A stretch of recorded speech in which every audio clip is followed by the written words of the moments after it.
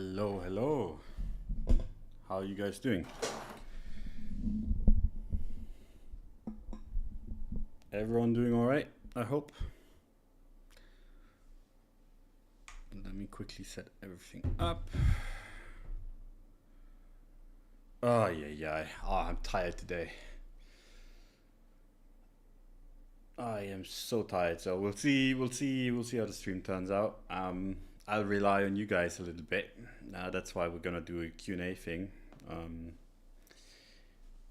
Because I cannot entertain. So you're gonna have to do the entertaining and I'll do the answering of questions and stuff. Love Don says GM Don. Did you just make a YouTube account just to watch Technical Roundup, or how does that work? Or is that just a coincidence? How's Bitcoin looking, Don? Yeah, we'll go over Bitcoin and ETH real fast and then yeah, do everything else. Hey Don, hope you and the fam are doing good. Yeah, we're doing all right.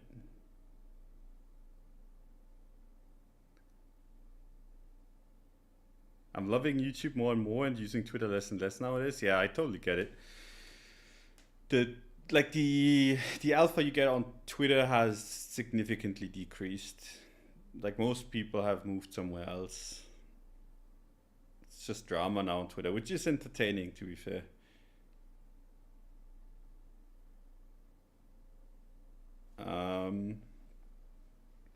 But yeah, let's run through Bitcoin and ETH so we don't get questions for those, and then we can do the Q&A. But before we do that, big shout out to Woo for sponsoring the show. Really appreciate their support. If you want to check them out, links are in the description. They've been really good partners, so I appreciate their support. So yeah, let's run for Bitcoin. It's a little bit sad. Like the last few days have been a little bit sad price action. The week started off quite nice. Like last week, we talked about this. I mean, do we need to talk about the monthly time frame? No, we don't. We're still on top of support, so nothing's changed in the monthly. On the weekly time frame, like we had this little breakout that got immediately kind of like smacked down, and that wasn't too bad. Like people panicked that we bounced into the close and had a little bit of nice action on the weekly open, but it's not been pretty in the last few days, like especially like yesterday and today, or like even on Monday. Like we had good Monday action into nuke.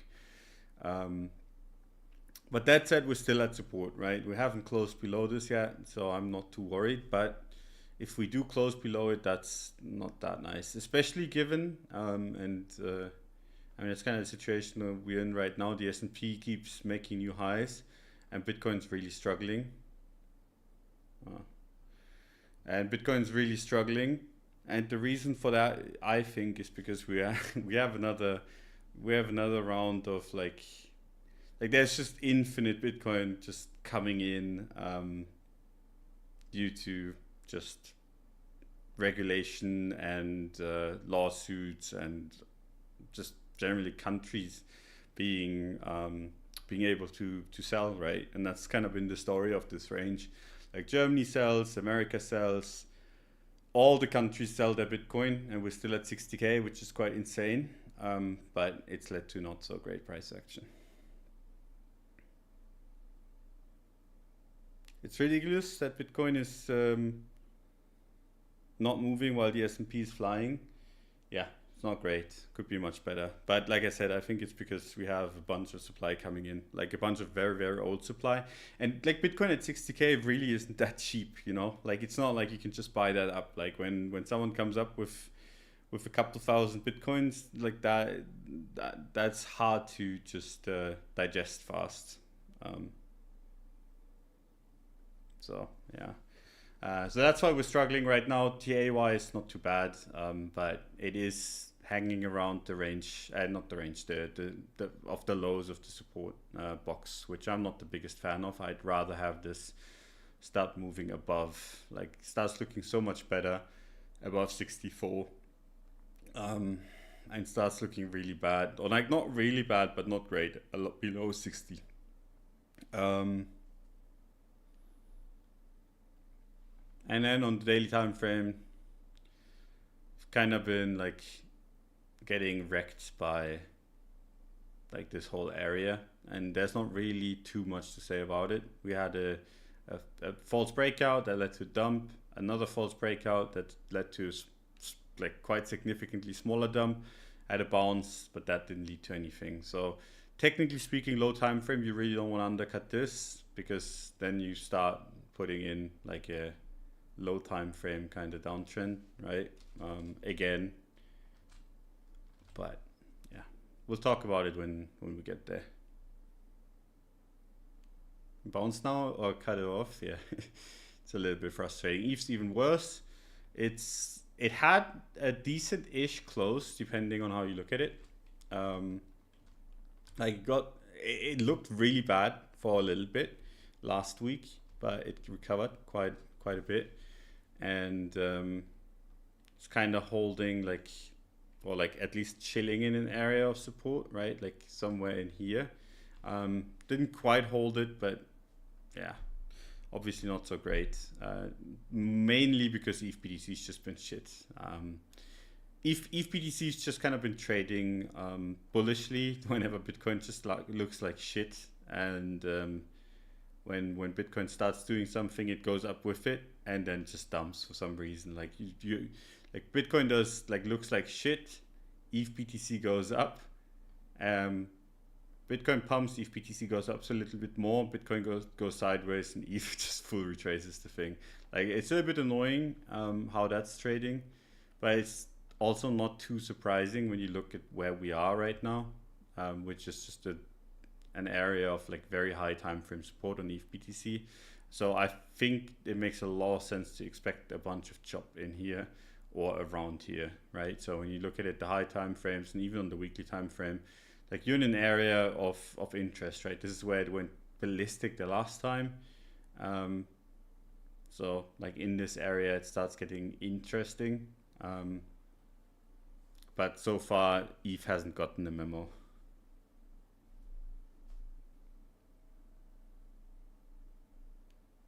So a little bit sad. ETH's been shit. But it's just generally all coins that are not meme coins have been doing shit, and even meme coins depends on which ones. I still find ETH interesting, but I would like it to trade above here. Like I think, like I was talking on Casual Friday with Cred like 2 weeks ago. I was like, 3K is the line in the sand. If you get back above 3K, ETH gets really good, and I think at this point, like 2.8 is the new line in the sand for me. So at 2.8K, it starts looking really good, which is at least something. Like I think it's lowering down. Someone asked whether like if ETH doesn't make a new all-time high this cycle, whether that is going to lead to an ETH death spiral. I don't know. I don't think so. Like I think just generally, Bitcoin is the best cryptocurrency by far, and ETH is the second best cryptocurrency by far. So like the people that are kind of like out of their mind fearful about ETH, I mean, if you're out of your mind fearful for Bitcoin, then you can be out of your mind fearful for ETH, right? But if you're bullish Bitcoin and you think ETH's just gonna death spiral, I think you're very wrong.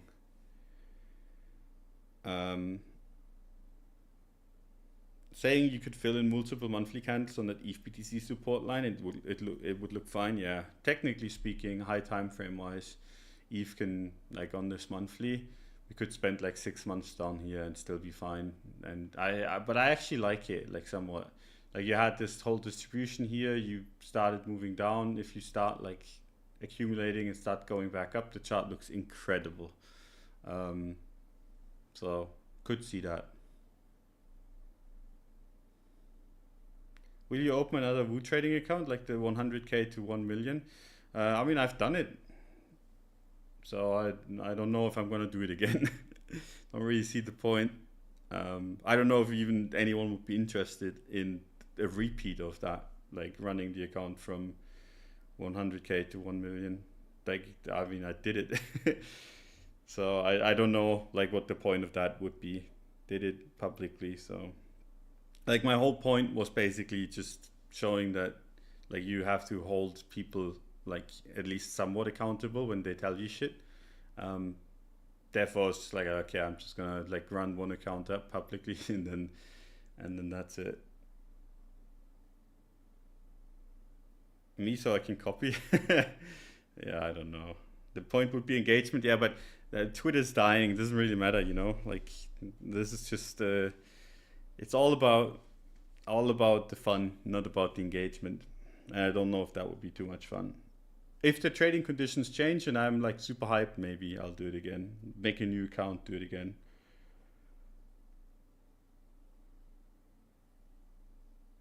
Where's Cred? Uh, I'm guessing at home, in his home, not mine. But um, hey Don, isn't it better to trade strong altcoins rather than Bitcoin because the token will trend better? Um, it depends on the time frame. High time frame, your strong altcoin will still go down, and Bitcoin won't. Low time frame, yes, but it all depends. Capo is bearish, by the way.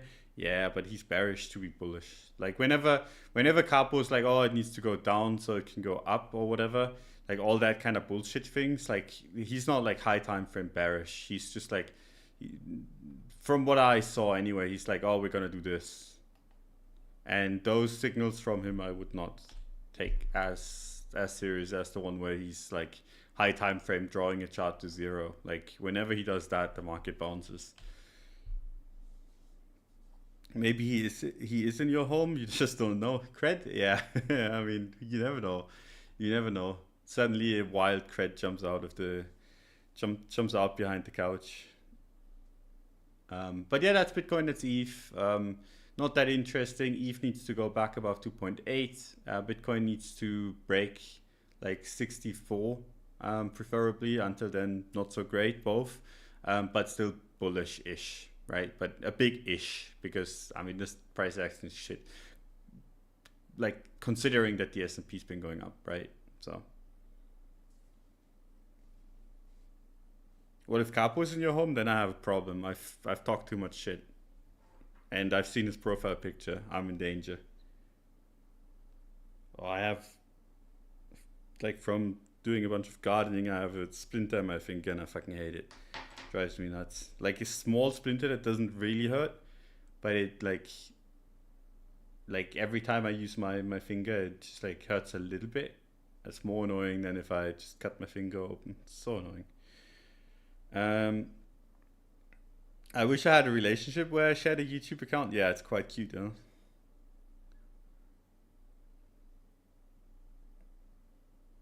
Hey Don, what do you think about MicroStrategy going through the roof, but Bitcoin not at all? Why that?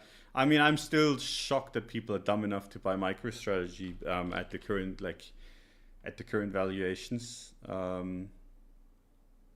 But I guess there's still a bunch of people that cannot properly get allocation to Bitcoin, and they're buying MicroStrategy, and they tend to be bullish. Like MicroStrategy tends to outperform massively when you have like an S&P move that goes like this and Bitcoin doesn't do anything. Usually MicroStrategy outperforms Bitcoin just because it's more correlated to, like in that instance, it correlates to stocks. Obviously, if Bitcoin goes like this, MicroStrategy usually goes down a big time as well. But like whenever you have a big, strong S&P move where Bitcoin is surprisingly shit, MicroStrategy outperforms. Can you go through how you build a position? I mean, I just buy. There's not really that much to it. Like I feel like something's gonna go up. I'll try to buy as much as liquidity allows, and over as long a time frame as I need to. Look at that, we're dumping. Stream is cursed. We started and then boom. Should end it.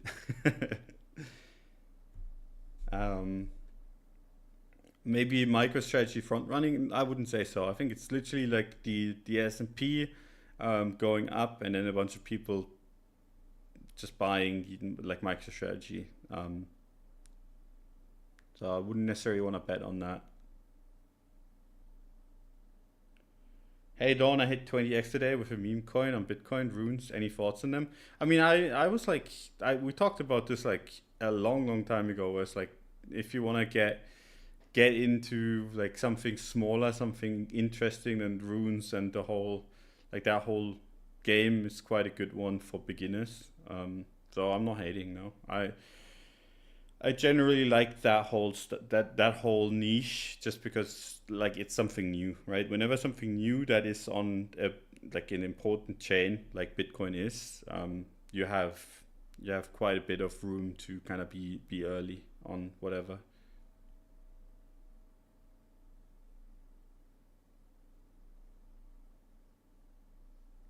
Don't you ever face problems buying, selling big size and low volume pairs exchanges?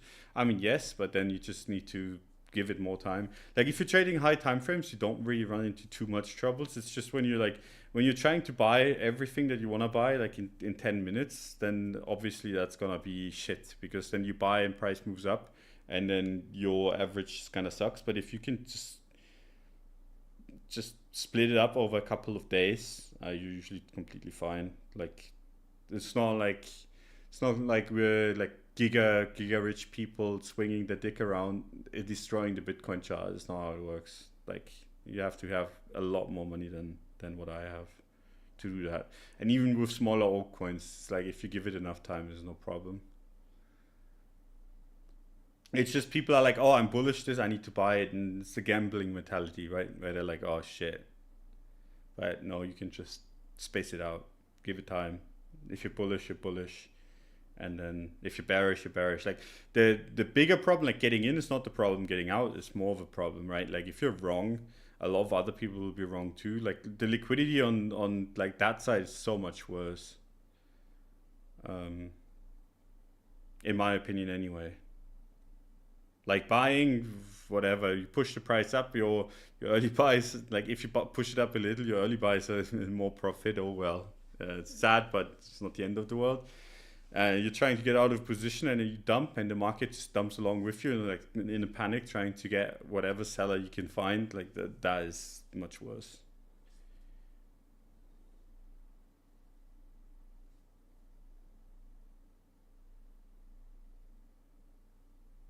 It's dumping. I mean, yeah. Oh no, it's so over. Um, yeah, I think above 60K, whatever. But preferably we close today above 71.7. Like that'd be nice. But I don't have much hope, to be quite honest. Can you go through how you exit a position then? I mean, I notice I'm wrong, and then I try to do the inverse of what I'm doing when I'm right, which is just space it out. But sometimes you cannot, and then you just take a big fat L, and it's just how it is. But generally speaking, I mean, if you introduce leverage to it, then obviously keeps getting worse, right? Like if it's just spot and you bought something that is somewhat decent, then this is why like if you're buying a complete and utter dog shit coin, right? Where you're like, if I fuck this up, it's gonna go to zero. Like you buy like any of the meme coins, the new meme coins, and you put your money in, and it starts dumping, like it dumped 30% in the last 5 minutes, and you just realize that you just bought some dog shit. The problem is then that thing is technically worth zero, right? So you have to be quick. Like the quicker the better.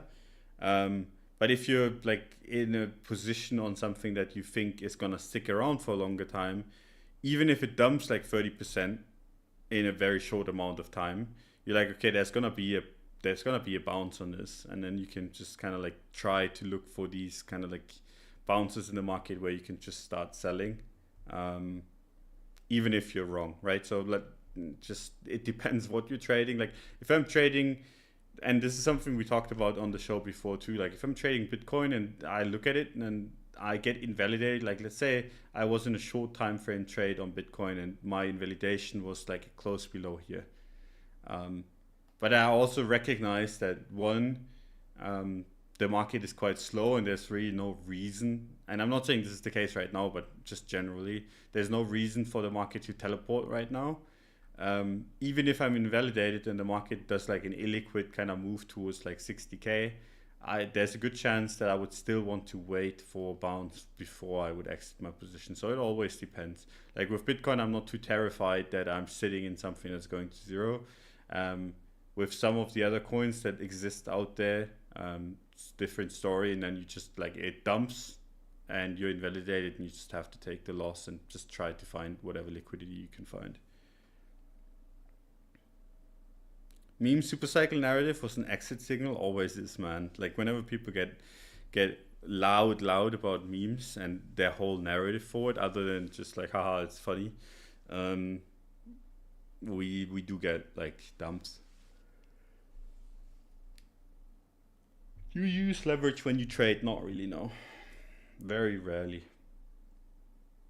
What's your reason to use demand zones in some areas and then support resistance in other areas? Because sometimes knowing where a true break occurs is hard as you enter into a fake out and are at the top. I mean, I don't even know what demand areas and whatever the fuck that is. I mean, for me, this is just I mean, technically this is demand area, right? Because I boxed it out, whatever. But I don't, these lines, it's not like I learned them from anyone. I just draw however I think the market, like I draw shit on the chart that I think might impact where the market's gonna go. It's not like I took this out of a textbook or something, like, so it's hard to, like, whenever people use, like, they're like, oh, this is a breaker and you're entering on the breaker, why is that? It's like, I don't fucking know what breaker is. I don't really care.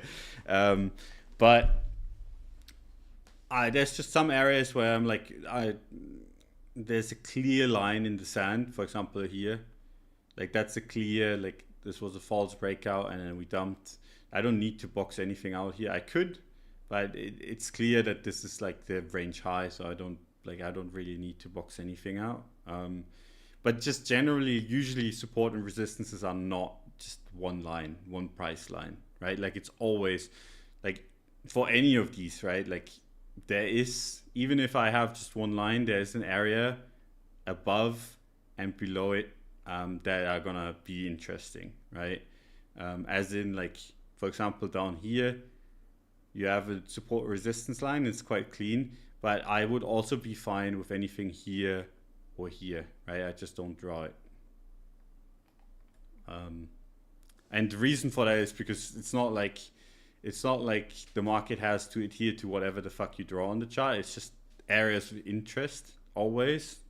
And sometimes you can be a little bit more precise. Sometimes you have to be a little bit wider, and therefore, like, sometimes you have to be like, have to look for bigger areas or smaller areas. But generally speaking, it's never really like, look, you can be like, hey, this was a false breakout here, or you could be like, okay, I shouldn't have just chosen like a very, very thin area of resistance because there's clearly an area of interest like somewhere down here, right? Where it's like resistance, support, resistance, mega dump, resistance, and then if you drew it like this, you would have actually had more, like that would have been better in that instance. So always depends. It's not always just like, oh yeah, there's a line, let's do it with a line.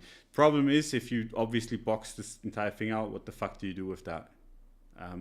So you have to try to get it as small as possible while still being accurate.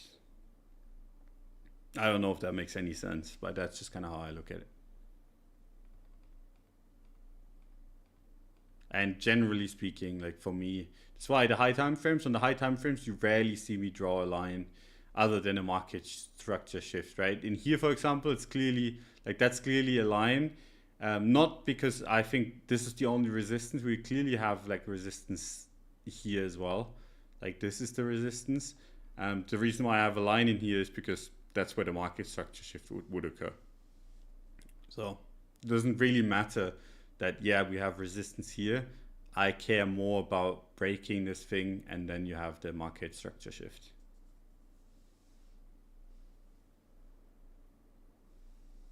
Is that going full main with like gigantic areas of interest? Nah, you have to try to keep them as small as possible. But also, like, if you do it too small, then you're just gonna miss.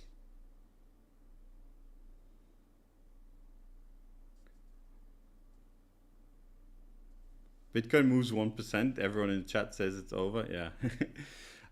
That's just how it goes. It's in an interesting area where people are gonna freak out. Like anything low 60Ks, people are gonna freak out, and anything like mid 60Ks, people are gonna get euphoric as fuck. Which, I mean, it's a range. It's just how it is right now.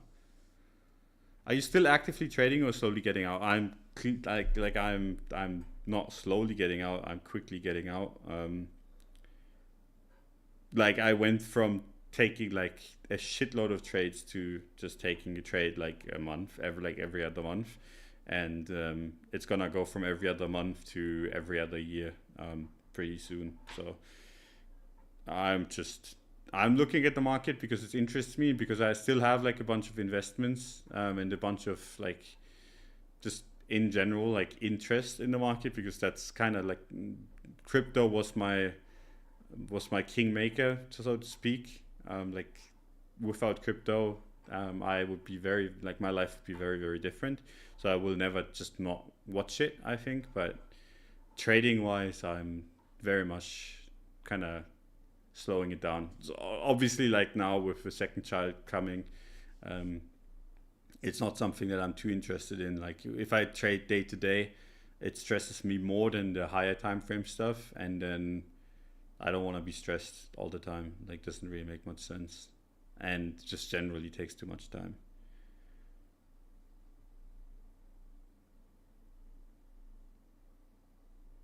So what do you do if not trading? I mean, there's a lot of things to do. I have a family.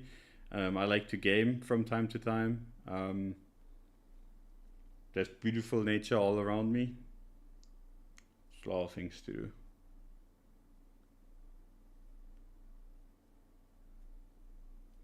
Hi Don, have you ever talked about how you trade as a German, derivatives trading, GmbH, etc. Cheers.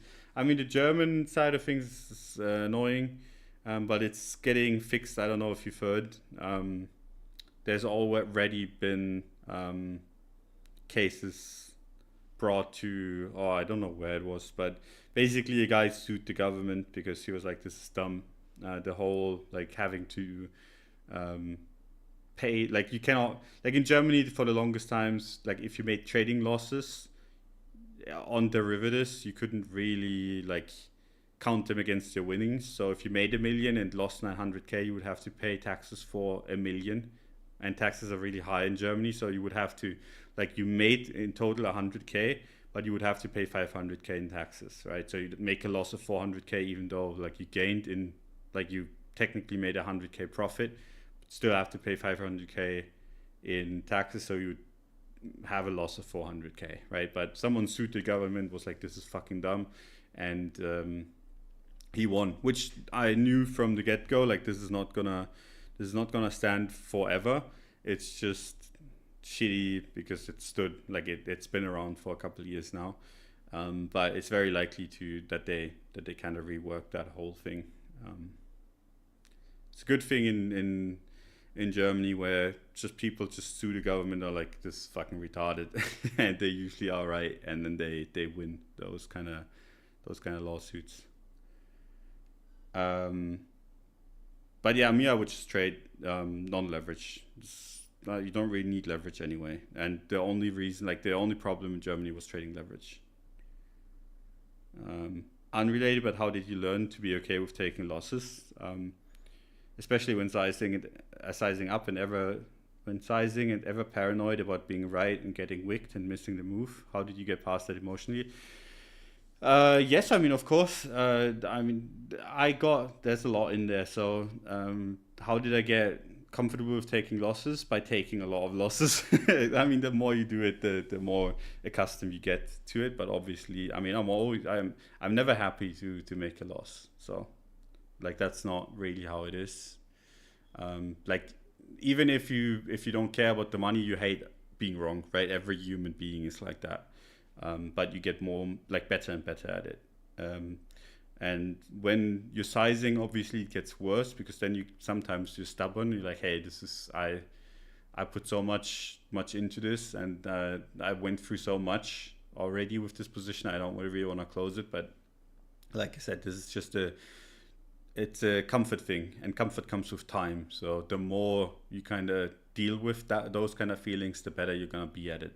It's not okay, you have to do this mental exercise and then breathe in, breathe out 5 times. It's always just like you have to go through it a bunch, and then you either like you're the person that just kind of gets over those feelings, or you don't, and then you have to realize that you have to change something, right? It's like some people can never get over it, and if you've been trying for years to get over those kind of feelings and it just doesn't happen, maybe it's just not like the way you trade. Maybe it's just not for you. Something that I think gets rarely mentioned, because people are like, oh, everyone can trade, everyone can make money. Technically yes, but just the same way of trading is not for everyone.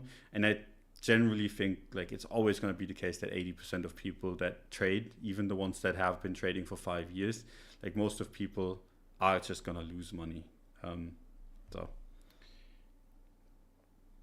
but yeah, the best tip out there I can give you when you take a loss is just go outside, walk around in nature for a while, like get like a little bit of a breeze going, like wind blowing past you, whatever. It just makes you gets you back into the right mindset. Like at least for me, like I get a bunch of nature around me, and I'm like, I don't know why I was so hung up on this. It's just like it's just a day in the life basically. But it's different for everyone. Some people might need to get out and be with friends or whatever. For me, it's always been like just walk into nature, and then like literally from 1 second to the other, it's like you breathe in, you breathe out, and then it gets better.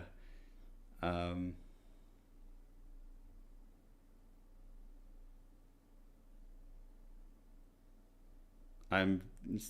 72 Virgin says I'm very bearish right now. Um, Thank you for sharing that. Yeah, let's hope you are wrong, my dear, my virgin. Wouldn't want to have that, but yeah, we'll see. We're at support right now. Like I think this is the most interesting area. We're like literally in the middle of the range, so you're gonna always have big feelings from people. Thoughts on Kobe and Echo? Good idea. I like it. Yeah. I mean, I'm not using it because I don't spend so much time anymore, but I think it's cool. At least some like it's at least someone is trying something different. I always like that.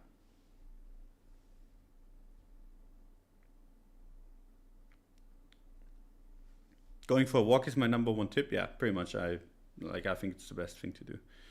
Hey Don, how do you enter exit with size? You often mention, but I'm not sure how to think about it. Do you split the size you want into several limit orders over time?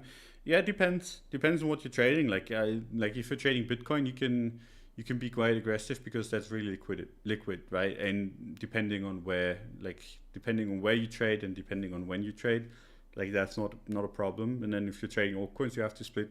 Yeah, like the something that this is a tip that I've given basically for 5, 6, 7, 8 years now. When I started out, and you can do this really easily with the meme coins nowadays, right? Like everyone's trading meme coins anyway.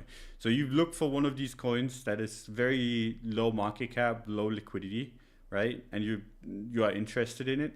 You buy a bunch, right? Like it's small coin, like a tiny coin, so you can spend like whatever is a little bit of money for you. Like let's say $50, $100, depending on how big your portfolio is, right? Like where it's like completely meaningless if it's gone. And what you try to do is just like you try a bunch of things out, right? Like what happens if I full size clip into this thing? So basically, the money that you're using has to be big money compared to the market cap, right? And you can find tiny market cap ones where $50 is a lot of money, right? And then you basically observe how this thing is trading. And then you like just try things out. I still remember back in 2017 when I was trying to get much better at trading. I got into there was a small coin, and I was like, I've always wondered how like the whole market making thing, like how that works, and like how like just generally if there's any money in just like trading this thing for like a sideways market. And I did, right, like I just tried my like what how I thought this would all work, and just traded this thing around, and actually managed to like make my stack like 5 times or 10 times bigger. Um, but it was still meaningless money, right? And then I just left it there because I just forgot, and I had a bunch of limit cells. And after the bull market, I thought back on it and I was like, oh shit, good times. I wonder where that went. Went back on that exchange, like it was on an exchange that I never used otherwise. And all my sell orders, like literally all of them had hit, and they were like all at 10, 15, 20 X's away from price. So I actually made like a decent amount of money um, from like that whole ordeal without ever actually expecting anything. But yeah, I was just trying things out, and I just wanted to see how the market responds. Like obviously you have to find a coin that gets traded by a few people, and then just yeah, just try it out. And that was something that helped me understand like a lot of these things, right? And then you prepare yourself for when you're trading bigger size, because like at those small market caps you cannot full clip, you cannot do this, you cannot do that. Everything's going to cost you a bunch of money, and it's better to learn that not with big sizes but with small ones.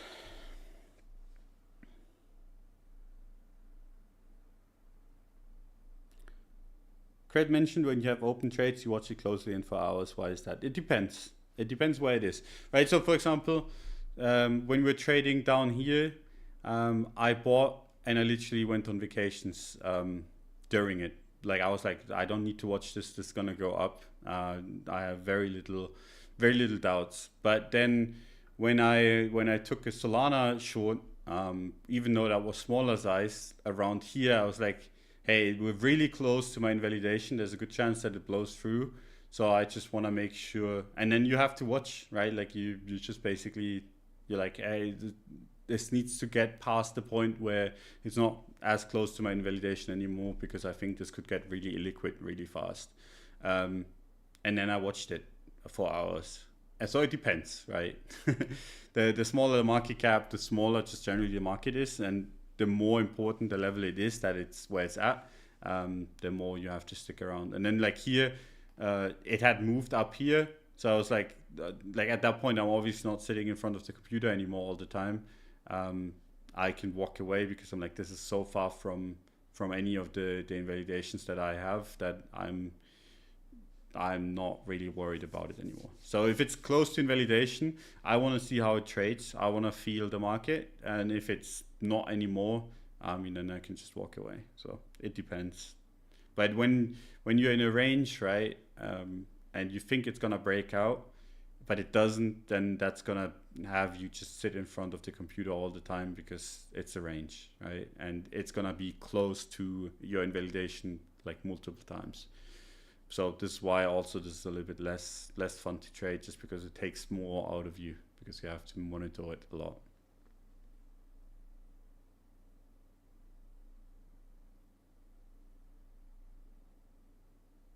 Still holding, yeah.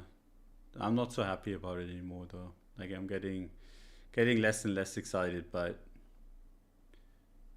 I mean technically not invalidated, so we'll see how it goes. Not sure if you ever covered it, but are you someone who stops yourself out manually, or you set stops in place and forget? Managing size when sleeping with stops. Yeah, it depends. Fucking hell, I'm always gonna say depends. Usually I have like, when I trade leverage, which I have done less and less over the years. When I used to trade leverage, I would always have a stop loss, and I would have like a invalidation level that would be higher up, or like depending when I'm shorting, obviously this would be my stop loss here, and this would be my invalidation level. And then I would try, like if the market invalidates me, I would try to get out before my stop loss gets hit, right, in a decent spot. Same obviously here. So I would have both. When I trade non-leverage, I would not have a stop loss, and I would just monitor it, and then just generally, if the market moves, the market moves, and then just gonna have to take it. But it's never gonna be that bad. So to answer the question, like leverage, you have to have a stop loss, in my opinion. It's one of the things that makes it kind of shitty, but I always have a mental stop loss before I have a hard stop loss, even if I trade leverage. And if I don't trade leverage, I usually don't have a stop loss. I just have an area that like shouldn't be taken out, and then I just manually manage it. There are multiple areas to use as support or resistance in higher time frames. How do you select the most appropriate one? It's not like I have a shitty answer for you, and it's like by feel. But like, for example, you could argue like, hey, here, that's a resistance. Or you can say like, hey, I mean, this is where it actually topped, and then like you're like, okay, which one of those two I use? In this case, if I was really confused, like I just like this one just generally better than the lower one. But if I was like, ah, fuck, which one is actually the one that's important, and I like them both, then I would literally just box it out and just look how price reacts to it, right? Now, if they're obviously like further apart, like you have one here, two, then you have to decide, and then you just kind of have to do it by experience. But oftentimes, what you'll see me do is, when I'm not entirely sure, is that I'll just do a box and then check how price reacts when it gets there, and then figure out which one is real and which one is more important based on how price reacts to it. But yeah, you can obviously draw them wrong, and sometimes you get it wrong. And I mean, it's all just like, it's lines on the chart, right? It's a little bit of a pseudoscience in the first place. It just helps you define your risk better than anything else that I have found for now.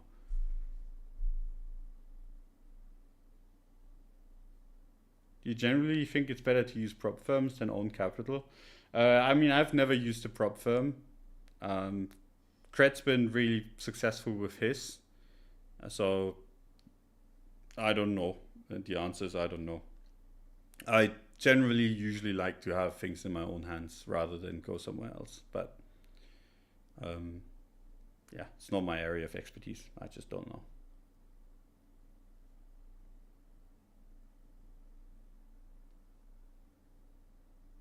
I remember you were trading pairs. Could you elaborate on that a little bit? Is it different than spot trading?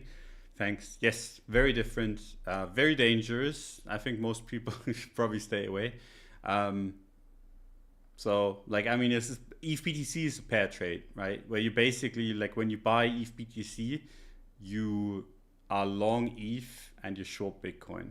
And then if ETH goes down, like if ETH goes down and Bitcoin goes up, you lose double, right?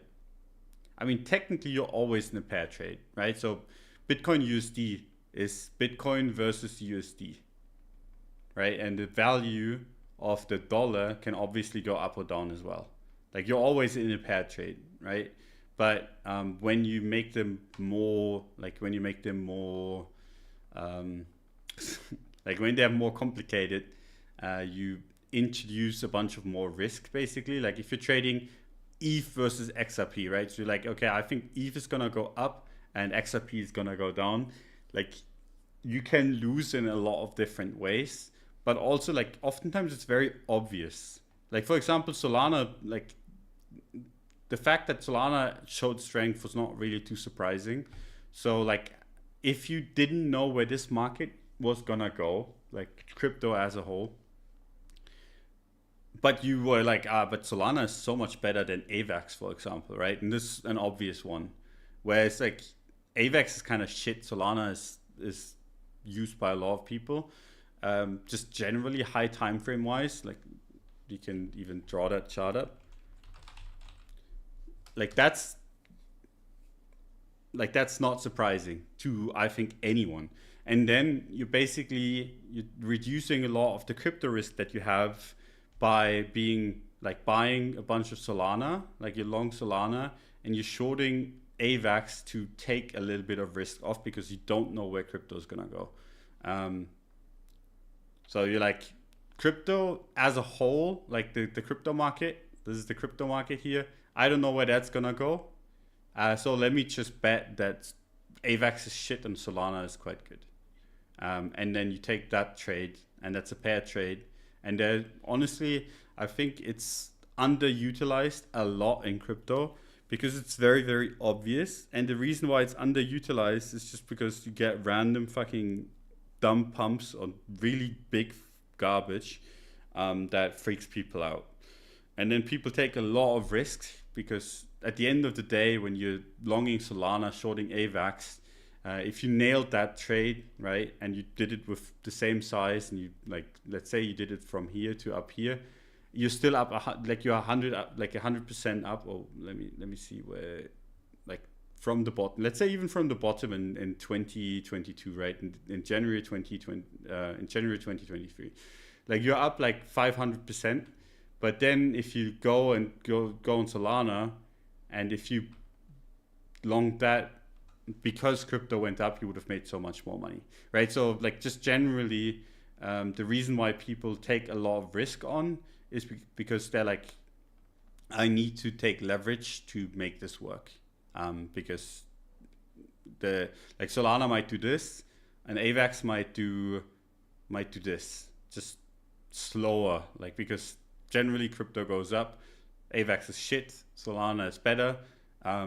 But this is still going up, so you're still going to take a loss here on the short side. It's not like when you're taking those pair trades that one of your coins goes up and the other one that you're shorting goes down. Like that's rare. Usually one of them goes up and the other one goes up less. And then you just have to hope that you bet on the right thing. That's why it's underutilized, because people are just afraid and use too much leverage, and then they get wicked out of that trade. But I think it's really interesting because there's a lot of dog shit and a lot of stuff that just clearly is going to underperform. But yeah, people would rather like bet on just the market as a whole. And I get it. Like there's just whenever crypto is strong, it's really strong. And then there's more money to be made just being bullish. But yeah. Hope that helped. I don't know if it did.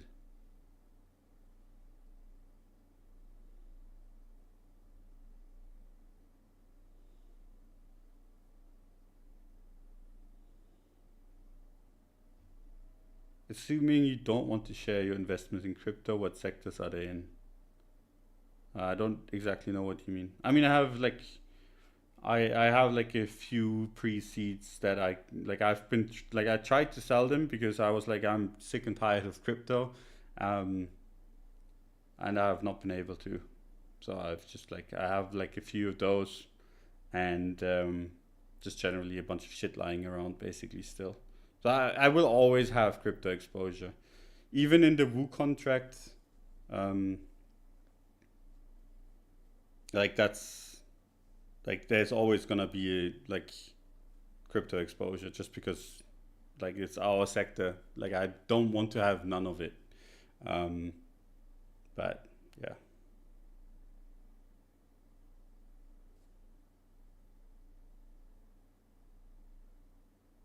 I hear you say I don't know. Might that be your edge by acknowledging you don't know most of the time and just participate when you have a hunch? So your edge is sitting on your hands, maybe. I mean, yes, it's one of the most important things that you have to be able to say. Like anyone that tells you that they always know is a fucking liar and hasn't done it for long enough. Like just don't trust anyone that pretends they know everything. Like no one does. And especially in markets, most of the time you just don't know. You have you have a hunch, you have an idea, and sometimes you have a really strong idea, and then you bet on it big. But most of the time you shouldn't know. And you need to know that you like whatever you're so 100% certain of, like it's still probably gonna fail. Like most of the time, like you're probably gonna be wrong. And then you have to be able to admit it. So yeah, oftentimes you don't know. I don't know if that's necessarily my edge. I think that's literally like a prerequisite to make money longer term, to be able to say, hey, I just don't know. Can you do a gaming live stream?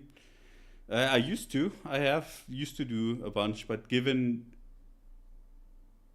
that now, like I only play like single player games because my daughter could just come in any second anyway, and most of the time she runs around here somewhere anyway.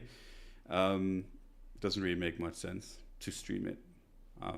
That wouldn't like I pause stuff and then like I play 10 minutes and then I pause it and then I play like another 15. Like that's how it goes because I have other things to do. So I would have to take time out of my day to schedule it where like I have everything to myself. How are you liking Wukong? I love it. It's good. It's like it's an easy version of Elden Ring. And I generally don't like open world as much as I like linear storylines. And so it's quite good. Do you play League with CL? Or are you a Dota player? Like I have played with CL before. I used to play League quite well. Like when it came out, I was in the highest tier, like in gold, before like all the other tiers were introduced. And then when Diamond came out, I was in Diamond, and then I quit basically. Like, but I've played with all the old pros back in the day, or like most of them. But I was never really into trying harder. Like I would play back in the day. I would play troll picks and then do that in high elo, and people would be upset and then would win anyway. But that was kind of how I would have fun. Like I would pick whatever champion that generally was considered bad, and then just try to get as good at it with it as possible. I think it's a little bit. I think nowadays like a few streamers do that, but back then it was not really a thing. But no, I haven't played League in years now.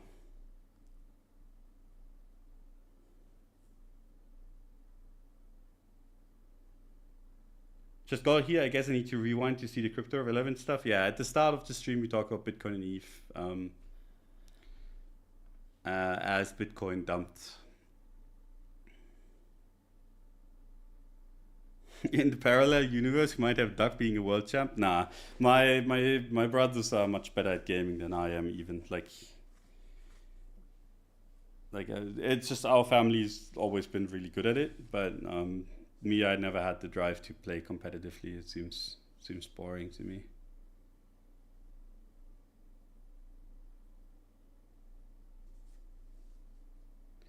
But yeah, that's that. Let's hope let's hope this weekly support holds. That'd be nice. Like that's the area to watch. Today, a close below here would be a first sign of weakness, I think. But I think it's actually pretty likely at this point that we're gonna close below.